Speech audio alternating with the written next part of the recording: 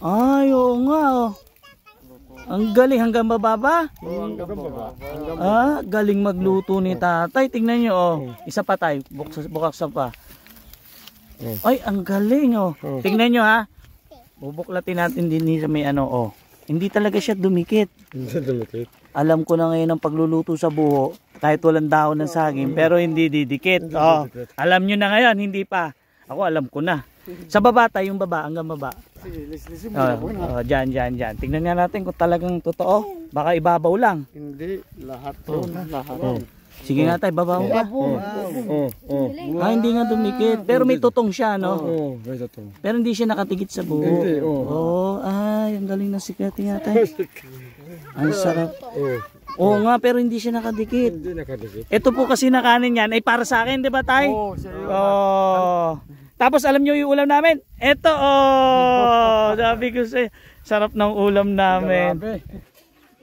Ang bango niya. Amoy buho talaga siya. Ito po yung pagluluto ng kanin na hindi dumidikit sa buho kahit wala siyang dahon ng saging. Ayan, kung nakikita nyo po, hindi siya nakadikit. Kalimitan po sa nagluluto sa buho, dumidikit yung kanin niya. Pero si tatay, tingnan nyo yung ginawa niya. At kung gusto niyo malaman, tapusin niyo po yung video na to. Pero sa ngayon, titikman muna natin kung anong lasa nung kanin na niluto sa buho ni tatay. Ayan, Ay, ba't di mo nilagyan ng dahon ng saging? Iba yung luto ito eh. Ha? Masarap ito eh. Yung bigas na yan? Oo. Eh di ba dapat may dahon para hindi dumikit sa buho pag naluto? Mayroong, tingnan mo ngayon anak. Tingnan ko. Hindi siya didikit. Hindi didikit. Promise? Hindi masusunog? Hindi masusunog tay? Ayun, abangan po natin ha. Sabi ni tatay, magluluto siya ng bigas sa buho, pero hindi raw po didikit. Di kasi kalimitan po sa lahat na nagluluto sa buho, is dumidikit. Tingnan natin yung gagawing style ni tatay. Kung paano niya gagawin yung pagluluto ng kanin sa buho na walang dahon ng saging na hindi didikit. Ngayon tayo, okay na yung tubig? Sabi ni tatay, hindi raw po didikit yan. Tingnan nga natin. Sarap ng saging tayo. Sure ka tayo, hindi didikit ha. No, si Darlene yun si Venus Vlog. Saka si My Daily Routine Vlog, si nanay. Yan. Tapos sasalang ni tatay sa apoy. Promise tayo, hindi didikit ha. Ba't may dala ka niyan tayo? Para saan yan? Hindi po.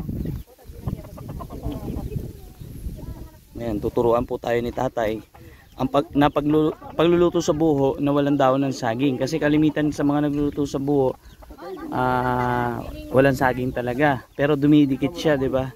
Pero sabi ni tatay, hindi didikit. Titignan natin. Parang wala na, di ako naniniwala ron tay. Nalupa niya, oh.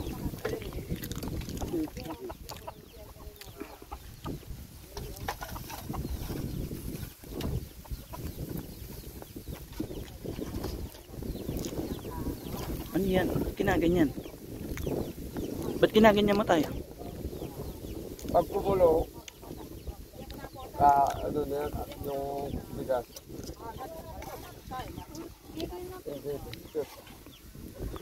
Gaganyanin ng buho. Para pagka kumulo, hindi didikit. Kumulo. Ano nagagawa nung ginanyan nyo? Bakit? Hindi hilaw. Masarap. Talaga? Yung Kailangan ganyanin talaga ng buho sa loob. Ano yung mga gilid ng buho? Yung mga gilid tay? Kakaskasin? hindi. Iluto na. Ganun na lang. Iluto. Hinaba nyo siya. Para Pahaba. pag kumulo, Yung bigas na kapag ganito lang. ganun na yung kumulo ng tubig. Hindi siya yung nakatayo. Nakahiga siya. Bago na naman kaalaman mula kay tatay. Tapos ganyan siya, nakapirmes. Ayun, alam nyo na, pagluluto sa buho para hindi dumikit. Nakaganyan siya. Hindi siya nakatayo.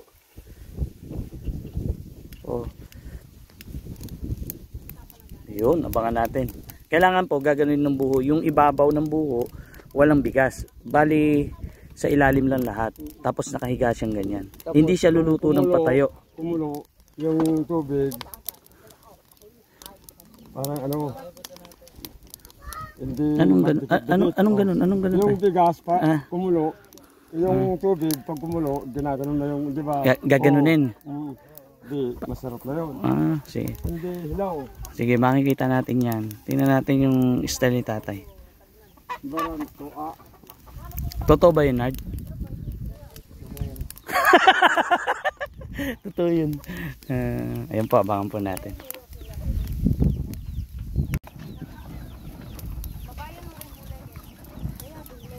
Tapos ikot-ikot. Talaga hindi didikit Tingnan nga natin mamaya. Ayun po, mabilis lang pala maluto. Kumulo na kagad. Nauna pa naluto yung saging Nag-ihaw po si Bernard ng saging. Dapat pala yan ang lagi nyo itanim Ayan ang mga tanim nyo. Inihaw. Mahirap ang suli dito. Ayun, nakabaliktad na po yung buo. Luto na yan tay. Paluto na.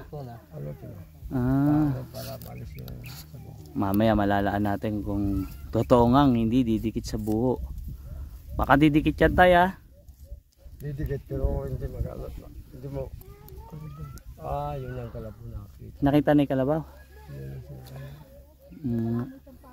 Ayun, nag-ihaw din sila ng saging.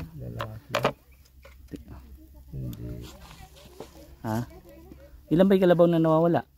Isa. Yung inahin. Inahin lang? Sira na yung bulag na yun. Yung isang kalabaw?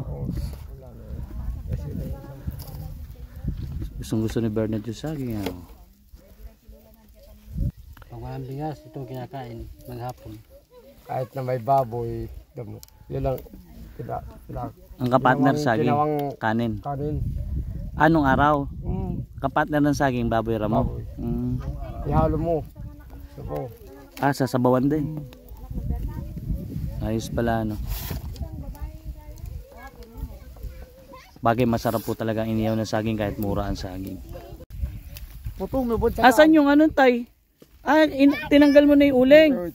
Tingnan nga natin kung talagang naluto. Hindi saka ipalto mo ka pa. Tingnan natin kung talagang naluto.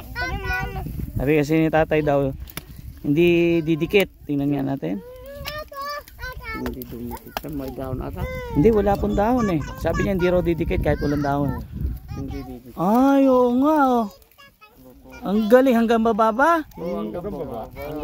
Galing magluto ni tatay. Tingnan nyo Isa pa tayo. Bukaksan pa. Ay, ang galing Tingnan nyo Bubuklatin natin din sa may Hindi talaga siya dumikit. Hindi dumikit. Alam ko na ngayon ang pagluluto sa buho kahit walang dahon ng saging pero hindi didikit. Alam nyo na ngayon, hindi pa. Ako alam ko na. Sa baba tayo, yung baba, hanggang baba. Diyan. Tingnan nga natin kung talagang totoo. Baka ibabaw lang. Hindi, lahat lahat. Sige nga tayo, babaw ka. Hindi nga dumikit. Pero may tutong siya, may tutong. Pero hindi siya nakatigit sa buho. Hindi, ang galing na sikati nga tayo. Ang sarap. Oo nga, pero hindi siya nakadikit. Hindi nakadikit. Ito po kasi na kanin yan ay para sa akin, di ba tay? Tapos alam nyo yung ulam namin? Ito sabi ko sa'yo, sarap ng ulam namin. Grabe. Ayun po, may naituro na naman sa atin si tatay kung paano magluto sa buho na hindi magtututong at dididikit. Galing Kaya kasama ko si Patrick Sino isa? Ay. Yan. Kasama ko yung manugang ko. Manugang niyo po. Tatay ni Nico. Kasama ng team ko.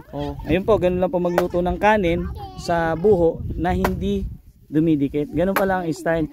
Kailangan sa unang pagluluto nyo is nakahiga siya. Galing tay. Ang bango niya. Amoy buho talaga siya. Ito po yung pagluluto ng kanin na hindi dumidikit sa buho kahit wala siyang dahon ng saging. Ayan, kung nakikita nyo po, hindi siya nakadikit. Kalimitan po sa nagluluto sa buho, dumidikit yung kanin niya. Pero si tatay, tingnan nyo yung ginawa niya. At kung gusto nyo malaman, tapusin nyo po yung video na to. Pero sa ngayon, titikman muna natin kung anong lasa ng kanin na niluto sa buho ni tatay. Ayan, malambot. Tapos mabango siya. Tapos ang lasa niya, kanin. Yun po. Tapusin niyo yung video para matutunan niyo po kung paano magluto ng kanin sa buo na hindi po dumidikit.